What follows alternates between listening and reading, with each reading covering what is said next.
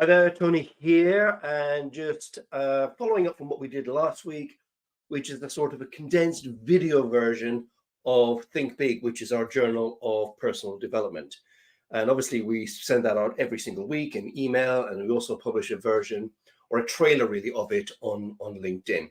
And all of the episodes are available and indeed searchable on our website. But we were given the idea by a member of the public, said it'd be great if we did a video version. So we kind of did one last week. We got a bit of feedback that was super positive. So I thought, well, we'll tweak it and have another go this week and see what kind of feedback we get.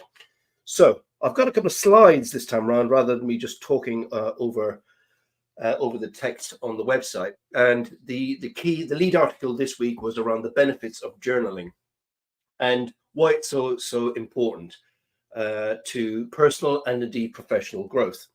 So the article starts off by saying, there's a lot of things are happening in the world today. It's very fast paced, and we're all looking for ways to sort of better regulate, manage ourselves, plan for the future, and achieve our goals. And two powerful tools that can really, really help with this is both journaling and reflective practice.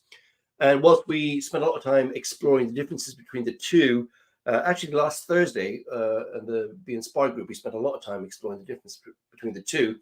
For the most part, I'm going to clump them together for this short video here. Obviously, you can go on and read the article on the website, or why not join the Be Inspired group and have access to all of those videos going back months and months and months and months and months, and all sorts of things around personal development, leadership, and so on. But essentially, the notion has got a deep psychological effectiveness, and there's a lot of history around why it works. So just to get us going, then, journaling refers to the act of writing down our thoughts, our feelings, and our experiences in a structured or possibly even a free-form manner. Whereas reflective practice involves actually actively reflecting on personal experiences and asking ourselves questions about what does that mean, how do I feel about that, and so on, to help self-improvement, i.e. we're really intentionally looking rather than just writing down our thoughts and our feelings. Now, what we would say is developing the skill of journaling and the habit, and I do say habit, of reflective practice is singularly one of the most powerful activities that you can do to accelerate your personal growth. And I mean that sincerely. It's also one of the cheapest personal and professional development tools available to you, because all you need is, as in this photograph, a piece of paper, a book that you want to keep personal, of course, a pen. I know some people like to type it. I'm not sure that works as well. And really sort of, creating that habit of reflective practice and journaling. Now, a lot of people who we might recognize have done this throughout their lives. So a couple of historical figures to start with. Da Vinci, well known for his sketches and his notes, kept on doing that because it helped him really think about how does that work? What's really going on here? I'm interested in this. I really want to understand how it works. Marcus Aurelius famously kept detailed notes and reflective thoughts about what he was doing, about leadership, the nature of the republic, and so on. Not that I'm indicating he got particularly everything right in his time.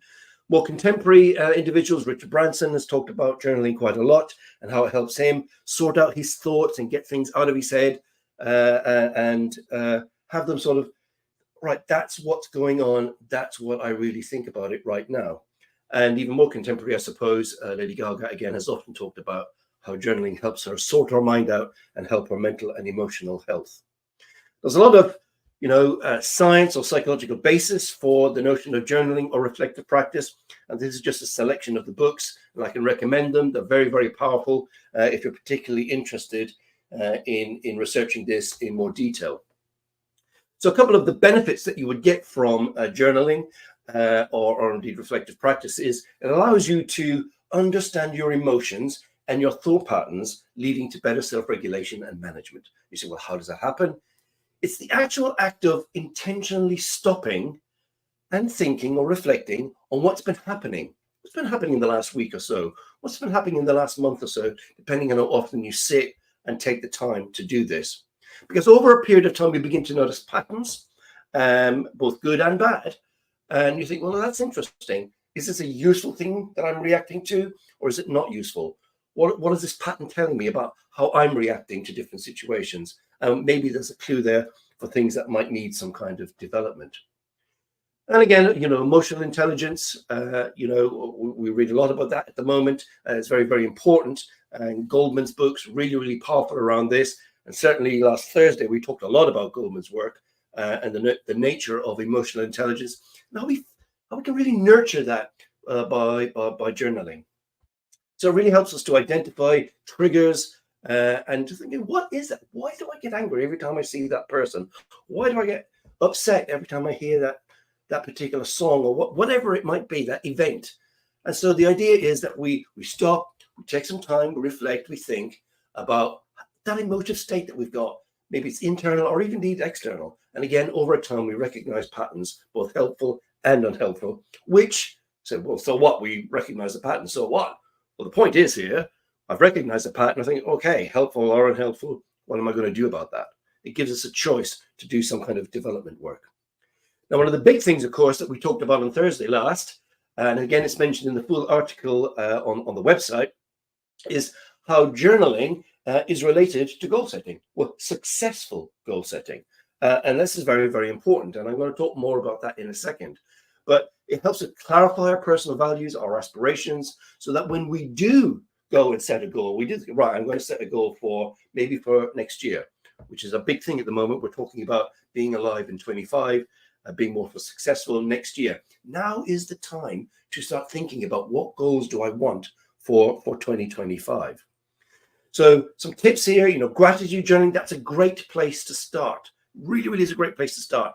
You just sit, and I know we're all really busy and getting some times can be difficult from time to time, but just lock yourself in the bathroom or just hide yourself away, even for 20 minutes, with just a piece of paper and a pen, and just think, okay, what am I grateful for this week? What's happened this week that I'm grateful for? And actually, the most obvious things are a great place to start. I'm grateful that, I am busy, because that means I'm involved with my family or my work or whatever. I'm grateful for the fact I've got a roof over my head. I'm grateful for the fact I've got people I care about and that maybe care about me. I'm grateful for the fact that I live in a country where I can literally spend time watching these videos. I'm et cetera, et cetera, et cetera. And then you'll expand that. You'll expand that and really begin to do some self-exploring. And it really, really is a super, super powerful thing to do. And trust me, it worked for me. It really, really, and does. I mean, I regularly journal. One of the questions people often ask, well, how often should I do this? Now, some people do it daily. That doesn't work for me. That seems a bit too much. Weekly seems to be about right. Monthly seems too far. So usually I'll grab some time on a Sunday or first thing on a Monday morning and think, okay, what happened last week? What's happened? What stands out? What learning did I get? What interesting thing did I come across? What key phrase or quotation made me think, wow, that's really interesting? And I'd write them down. And it really, really, really does make a big difference. So benefits then, just bringing this kind of short video to an end. Journaling and reflective practice leads to improved self-awareness, emotional intelligence, and of course, personal and indeed professional development. And when we use it in conjunction with setting future outcomes and goals, it really is a powerful thing to do.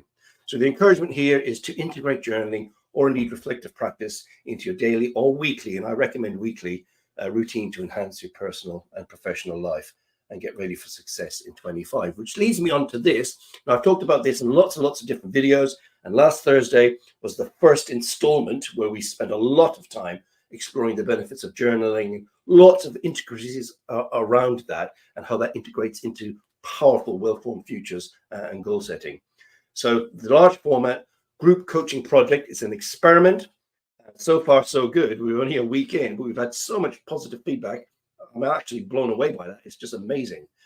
So if you want to be involved, simply go to the website and join the Be Inspired group. And we're going to be using the three main channels, or four main channels, I suppose, for part of this project. So if you're interested in personal development, being involved in a group coaching event, and we won't need you to tell us your deepest, darkest secrets or what you're planning. It's going to be anonymous for the most part. There's going to be some videos, prompting, some powerful coaching examples given, and some documents that you'll be able to download. So it's going to be mostly via the Be Inspired group and our podcast, so to help motivate and inspire you. There'll also be a couple of videos on UKCPD-TV, and we'll also have some articles on Think Big, which is our journal of personal development. So deal of the week that was in this week's journal was save 200 quid on the ILM level 7 executive coaching qualification.